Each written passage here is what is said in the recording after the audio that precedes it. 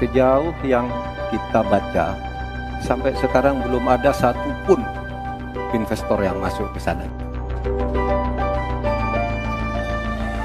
Dan untuk menanggapi Prof. Mahfud, Prof, mungkin nanti setelah pulang dari debat bisa di Google, sudah banyak yang masuk hanya pada Agung Sedayu. Dan nanti akan tambah lagi mungkin setelah Pilpres. Tetapi inilah sebenarnya ruang bagi Gibran untuk menjawab kritikan-kritikan publik itu dengan presentasi ya, dengan kemampuan terbaiknya. Itu harus dibuktikan. Nah, tapi ada kelebihan debat malam ini, karena menurut saya 3 calon wakil presiden ini punya kelebihan di bidangnya masing-masing. Kembali lagi ke pertanyaan saya, Pak Prof. Mahfud menjawab 2 menit, tapi pertanyaan saya belum dijawab sama sekali, Pak. Apa regulasinya, Pak, untuk carbon capture and storage? Simple sekali, Pak, pertanyaan saya, Pak. Mohon dijawab, Pak. Jadi begini Mas Gibran, di dalam ilmu hukum, misalnya saya tanya kepada Anda sekarang ya, bagaimana cara membuat aturan tentang antariksa nasional? Anda pasti tidak tahu. Ya. Nah itu semua, kalau Anda tanya, gimana sih cara membuat peraturan? Ya gampang, sesederhana itu aja kalau Anda ditanyakan hal baru. Enggak lah. Nggak, serius. Saya ngeliat gini loh, Gibran ini seolah-olah mendesain semua pertanyaannya itu, seolah-olah ini sesuatu yang tidak dikuasai oleh lawan bicaranya. Termasuk carbon storage, seperti ini kan sebenarnya tinggal ngomong emisi karbon misalnya. Mungkin Pak Mahfud ngerti. What? Indonesia tanah air beta pusaka abadi nan jaya. Menonton debat calon wakil presiden memang kelihatannya lebih seru daripada debat calon presiden yang sudah dilakukan beberapa minggu yang lalu. Kalau kita lihat debat calon presiden, kita tahu bahwa Ganjar adalah yang paling unggul dan Prabowo yang paling kelihatan emosional dan ngamukan. Juga Anies hanya mahir berkata-kata. Kenapa? Saya terlalu sadis dalam menyimpulkan kelasnya, karena sama dengan warga masyarakat lainnya yang punya standar tinggi untuk seorang presiden RI. Saya tidak mau negara dan bangsa ini jatuh ke tangan para pemimpin yang tidak kompeten. Capres nomor urut 1, Anies Baswedan, terlalu percaya diri dan terkesan menggurui ketika menanggapi setiap pertanyaan masing-masing. Gitu loh panelis. Sikap Anies itu membuatnya terkesan meremehkan capres lainnya. Capres nomor urut 2, Prabowo, memang tampil percaya diri. Meski begitu, jagoan dari Koalisi Indonesia Maju ini tidak mampu mengontrol emosi saat berdebat. Sedangkan Capres nomor urut 3, Ganjar Pranowo, tampil lebih realistis. Ganjar beberapa kali menjadikan NTT sebagai contoh dalam debat tersebut. Ganjar Pranowo menguasai materi debat dan tampil tanpa beban. Pertanyaan dan jawaban disesuaikan cukup baik dan tidak abu-abu, lebih realistis dan terukur. Jika membahas debat 3 capres kemarin, memang tidak ada habisnya. Tapi yang seru hari ini adalah perdebatan calon wakil presiden antara Caimin, Gibran, dan Mahfud MD. Kelihatan ketiganya mana yang respect dengan lawan debat dan mana yang tidak.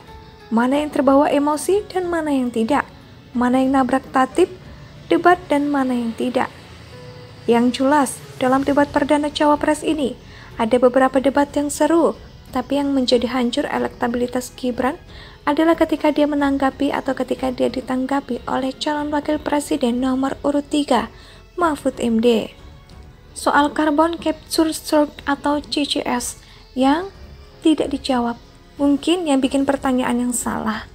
Pertanyaannya bagaimana regulasi CCS? Mahfud MD calon wakil presiden nomor urut 3 menjawab tata cara pembuatan regulasi. Sudah kan? Kecuali pertanyaannya, bagaimana pandangan Anda soal CCS? Carbon capture storage itu terkait dengan tema teknologi dan lingkungan yang akan dibahas pada debat berikutnya. Mahfud MD mengaku selalu patuh kepada aturan KPU untuk tanya jawab terkait tema ekonomi.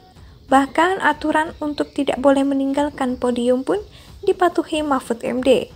Beda dengan Samsul yang lagi-lagi melakukan provokasi ke pendukung juga meninggalkan podium kemana-mana. Itu pun Mahfud MD tidak terpancing dan tetap respek kepada lawan debat.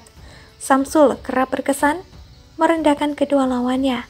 Samsul sendiri tidak mampu menjawab terkait angka 23%. Dari apa untuk meningkatkan rasio pendapatan pajak? Malah muter bicara soal berburu tidak dibonbin dan binatangnya dibikin gemuk. Terakhir terkait investor IKN, yang dimaksud Prof Mahfud adalah investor asing, bukan domestik. Adapun investor yang sudah ada, kebanyakan masih di tahap LOI. Kembali, Samsul meremehkan agar Mahfud MD membuka Google setelah pulang debat.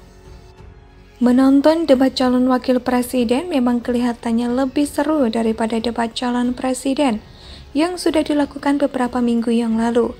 Kalau kita lihat debat calon presiden, kita tahu bahwa Ganjar adalah yang paling unggul dan Prabowo yang paling kelihatan emosional dan ngamukan. Juga Anies hanya mahir berkata-kata. Kenapa? Saya terlalu sadis dalam menyimpulkan kelasnya. Karena sama dengan warga masyarakat lainnya yang punya standar tinggi untuk seorang presiden RI. Saya tidak mau negara dan bangsa ini jatuh ke tangan para pemimpin yang tidak kompeten. Capres nomor urut 1, Anies Baswedan, terlalu percaya diri dan terkesan menggurui ketika menanggapi setiap pertanyaan masing-masing. Gitu loh panelis. Sikap Anies itu membuatnya terkesan meremehkan capres lainnya. Capres nomor urut 2, Prabowo, memang tampil percaya diri. Meski begitu, jagoan dari Koalisi Indonesia Maju ini tidak mampu mengontrol emosi saat berdebat. Sedangkan Capres nomor urut 3, Ganjar Pranowo, tampil lebih realistis. Ganjar beberapa kali menjadikan NTT sebagai contoh dalam debat tersebut. Ganjar Pranowo menguasai materi debat dan tampil tanpa beban.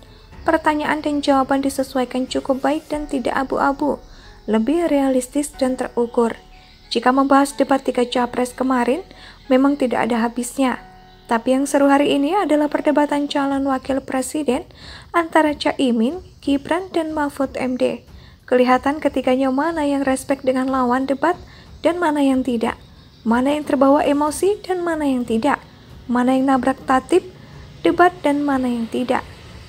Yang jelas, dalam debat perdana Cawapres ini, ada beberapa debat yang seru, tapi yang menjadi hancur elektabilitas Gibran adalah ketika dia menanggapi atau ketika dia ditanggapi oleh calon wakil presiden nomor urut 3, Mahfud MD.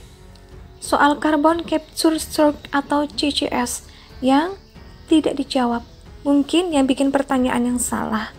Pertanyaannya bagaimana regulasi CCS? Mahfud MD calon wakil presiden nomor urut 3 menjawab tata cara pembuatan regulasi. Indonesia sejak dulu kala tetap dipuja-puja.